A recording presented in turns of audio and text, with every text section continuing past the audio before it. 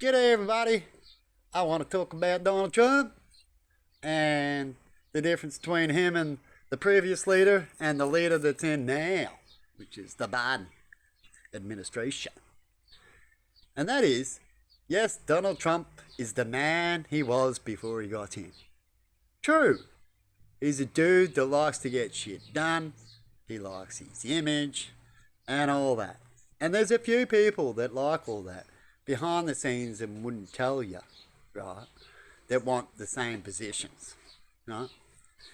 And when it comes to Donald Trump, he talked to his people. That's how people should talk. Maybe a little bit too much, as they said, maybe the wrong things. But he gets through it. It's life lessons, I guess, when you say the wrong thing. But it's not a wrong thing to talk to your people as much as you can as a leader, which he tried in different ways. He tried to do the most key things as leaders should do, right? And you can learn from there. Right? I see lots of leaders in positions now that can do a lot better and can learn. It doesn't mean they're meant to be a top leader and they're the leader, right? We all learn and we learn.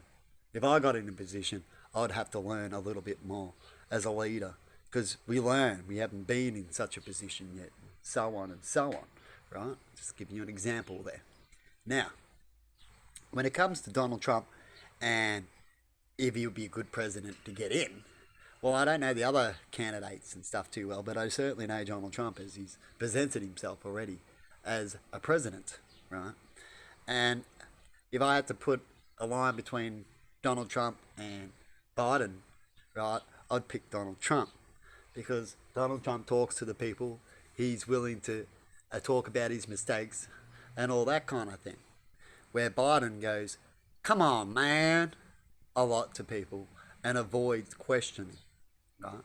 By saying that I shouldn't have to do it and all the top excuses of getting away with things.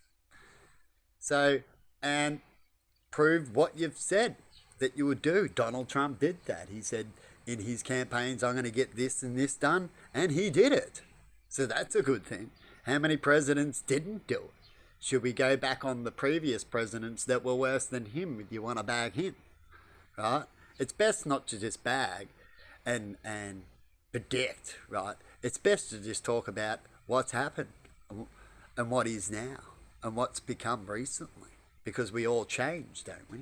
So when we change and we want to change and to make us so we can change, you've got to look at what we're doing recently and what we've done the most recently kind of thing, isn't it, when it comes to people changing? Otherwise, if you haven't changed, and they all know you.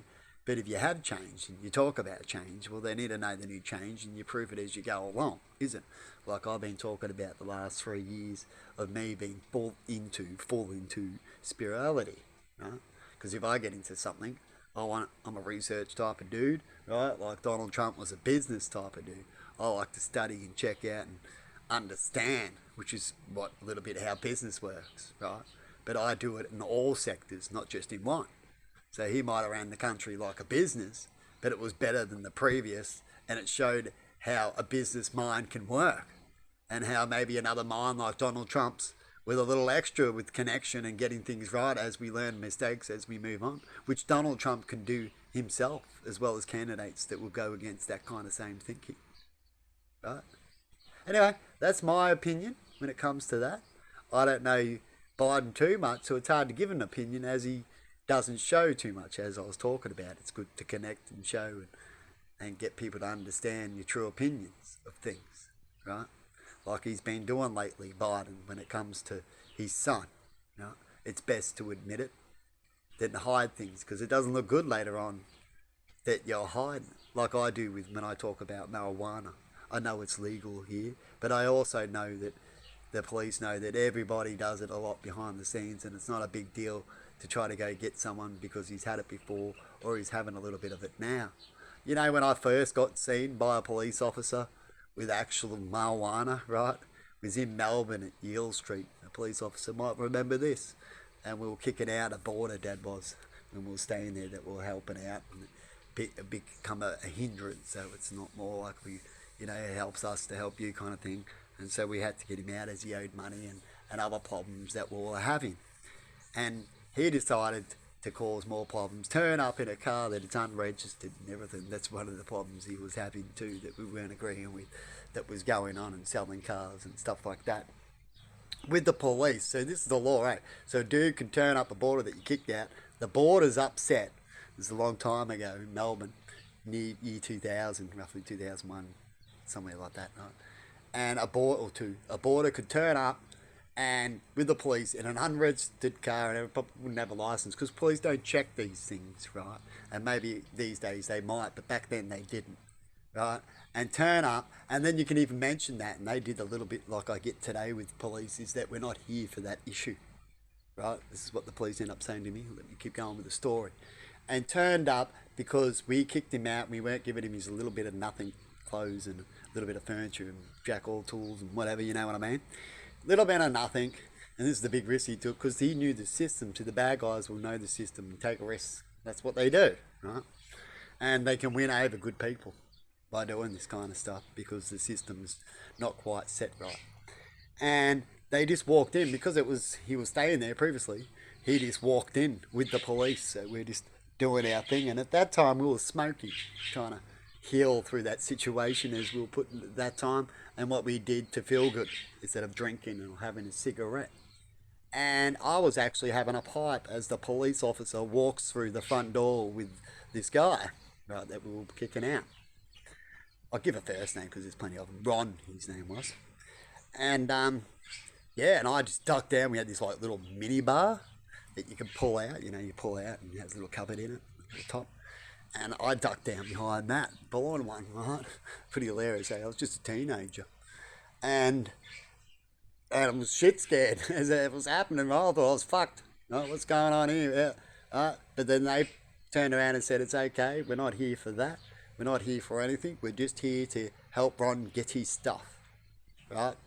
And then all hell broke loose, of course. An argument set in. But in the end, to bring the peace, because they walked in on a specifically moment, so we didn't really have too much of an upper hand to worry about things. And we thought they were going to come back, but in the end, it's not an issue to worry about, really, is it? Because in a way, they're breaking the rights of freedom and what we're meant to have. But anyway, it was an accident sort of thing. Maybe the police, like I said, was following their little laws that they can just walk in when someone's been kicked out. But that was back in the day. But anyway, because they try to go on about all sorts of incidents besides the one I was just doing when it comes to illegal stuff here, this border, to try to get his stuff, trying to dive in all sorts of stuff, people. That's what bad guys do, is they try to use the law and they get you when they're down and out. That's what they do. So we've got to try to fix these laws. So when bad guys get upset about people who are doing the right thing and the next step to people who are doing the wrong thing, the law's more on our side than theirs, and that the law won't go and just charge someone and go, you're under arrest on a claim that they don't know, because it can be embarrassing to people at certain areas and times when that happens, and they need to have more evidence on the claims before they arrest people on the claims that they're arresting for, and make sure they've got plenty to say. They should talk about what they've got to say before they decide to go do the interview, stuff like that. They know what to do and say and why they're doing it and why they think they need to step in and not another company or something like that.